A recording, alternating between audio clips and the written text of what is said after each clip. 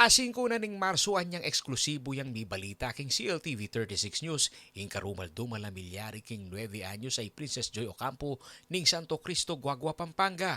Base king inisyal na investigasyon, rinip at petene ning 50 years old identified drug user ay Feliciano Oralio ing makaluno sa biktima. At yun po, alam naman po ng taga-barangay na talagang lulun na siya sa pinagbabawal na droga. Basiging datos na ning Philippine Drug Enforcement Agency o PDEA Region 3, kaya beya ing Barangay Santo Cristo kareng 12 barangay keng Guagua pamideklarang drug cleared.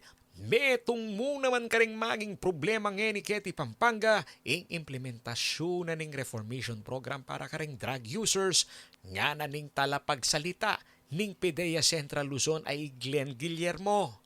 We were surprised. Actually, chinecheck po namin yung drug personality na yan kung nakalista sa aming listahan. So, there's a probability na baka hindi rin po nabigyan ng intervention program kaya nag-relapse ng tao.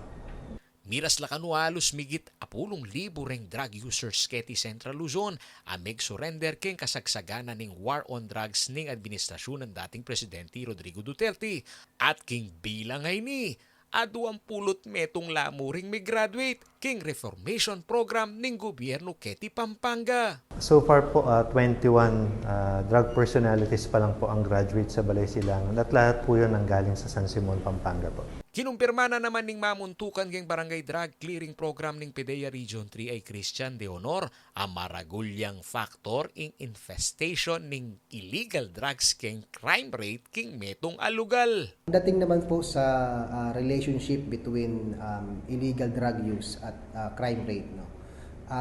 Isang maliwanag po na issue ng ating pong komunidad yan. Maliwanag po na kapag ang isang community ay mataas ang drug affectation, tumataas din po ang crime rate. In fact, sa Dumaguete City po, no, noong 2011, sabi po ng Dangerous Drugs Board, 80% of heinous crimes committed are drug-related.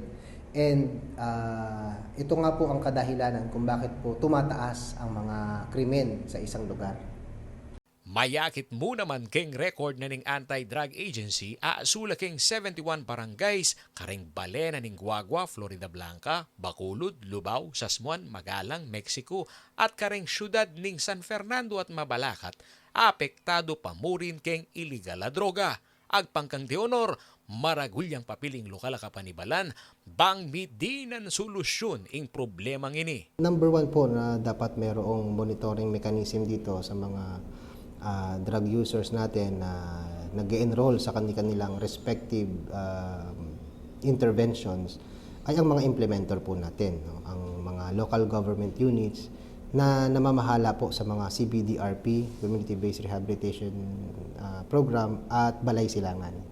Samantala, sinabi na naman Guagua Mayor Tonton Torres king CLTV 36 News pasibayo lang mag-meeting deng barangay officials king Balen bang di ng solusyon ng problema king illegal at droga ay namipisbaywan ng bilyari king miyango biya ay Princess Joy Ocampo. Ako yung kayong talasuyo ay Paulo G. Santos, ating pusong makabalen.